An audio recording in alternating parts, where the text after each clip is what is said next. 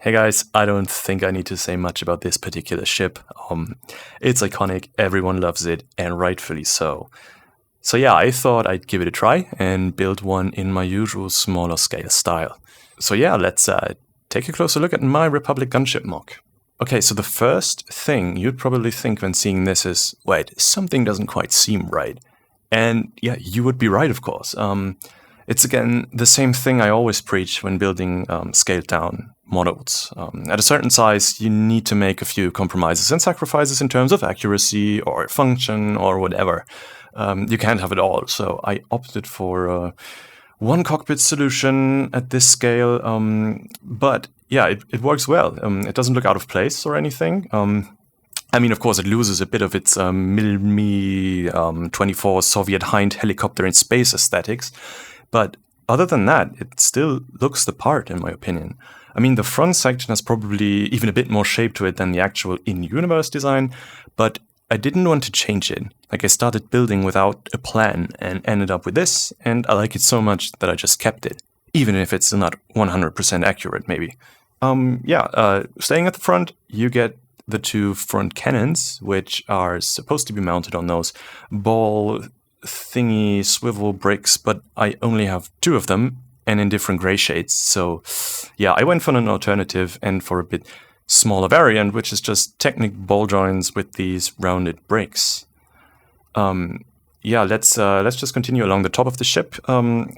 There's of course the single cockpit. I didn't have a Phase 1 clone pilot, so I fig-barfed one. I think the legs are first order Stormtrooper legs, which I have no use for otherwise. And the torso is one from the ARC-170 microfighter, which is a Phase 2 pilot actually. But it looks like it could be clone armor if you swap the light bluish-gray arms with white ones.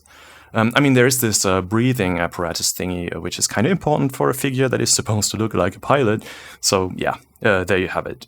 The helmet is the one from the Commander that comes with the recent Clone Command Station minifigure pack. It's the wrong color and pattern, obviously, but I unfortunately don't have an actual pilot helmet. But yeah, the minifigure pack is also from where I have these two control panels that the pilot gets on the sides here, because there unfortunately wasn't any space for controls in front of him. I mean, look at them, they're just lovely prints. They really look like gunship control screens with the green and stuff. Really reminds me of flying a thing in Battlefront 1. You know, the original Battlefront 1, where you actually got cockpits in the vehicles and stuff. Anyway, moving on. Here's the wings, which are attached with Technic pins and these modified plates, as you can see right here. There is enough friction so that the wings don't move, even if you flip the whole ship upside down, which is pretty cool, I think. Then there are the rocket launchers, of course, which also turn into the engine exhausts. There aren't rockets visible on top, unfortunately, but I kind of tried to simulate that by using those grill pieces. And then you get the little angled part at the rear, and that's basically it for the top of the ship. Down the wings, you get those attachment points where the ball turrets would actually be. You can add some more blaster cannons here, although it wouldn't be impossible to recreate the ball turrets with these round glass dome pieces here. And maybe I'll update that at some point. Alrighty, something regarding the general shaping. I tried a few different variants, but eventually just settled for the most simple variant. Just sloped bricks on the front here. It works fine, it's good enough, and it adds more stability than, let's say, doing this by using hinged plates. If you take a closer look right next to the sloped bricks, you can see that I tried to simulate the small arched opening on the side, but just suggested it by using black bricks. And in there is a Technic axle, which you can probably see peeking out, and you can use those to connect different things to the ship, but more on that later.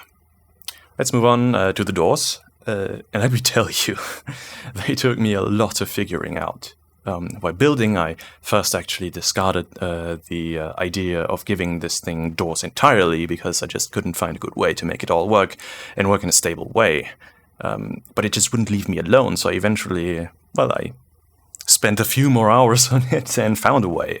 So let me just show you how the doors work, and we'll take a closer look at the inside as well, of course.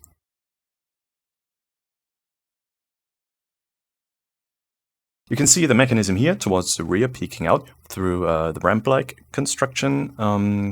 It works with a bunch of Technic pins, which gives you a wider range of motion, and it means that you can open the doors completely, like this. Alright, and you can also just open them halfway, like this,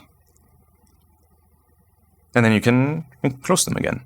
Oh yeah, and the bracket pieces here allow the doors to rest on the ship's floor, because they'd otherwise droop down. Yeah, but there is nothing else stopping them from doing so. As I said, the doors weren't a priority, so I had to work with what I had without redesigning everything. If you want to copy the door mechanism, here's a better view of how I did it. But yeah, I'll just pull out this door really quick, and then I'll show you the inside. You can see here that the whole ship is built around a structure of Technic beams. A skeleton, basically. It gives the whole ship its shape with the correct angles and provides enough stability. Those cross beams here secure the rear ramp section in place because, yeah, otherwise it would fold inwards or downwards when you push down on the ship, which is not ideal. But this provides a stop. It can still move a bit, but it doesn't lead to anything breaking and maybe even releases any possible stress that might be exerted on certain bricks.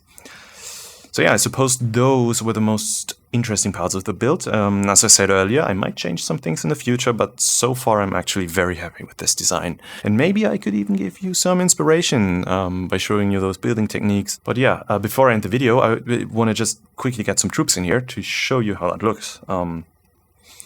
Okay, here we go.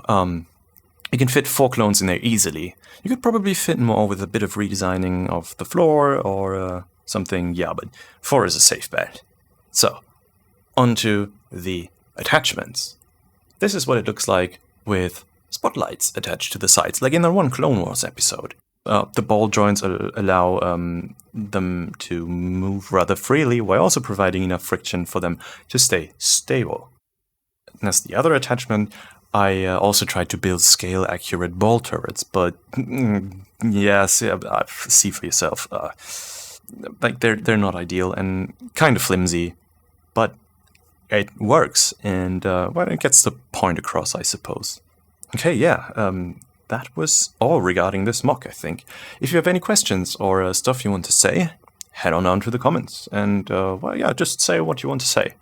Other than that, I thank you very much for watching, and I welcome you to check out the other videos on my channel if you haven't already.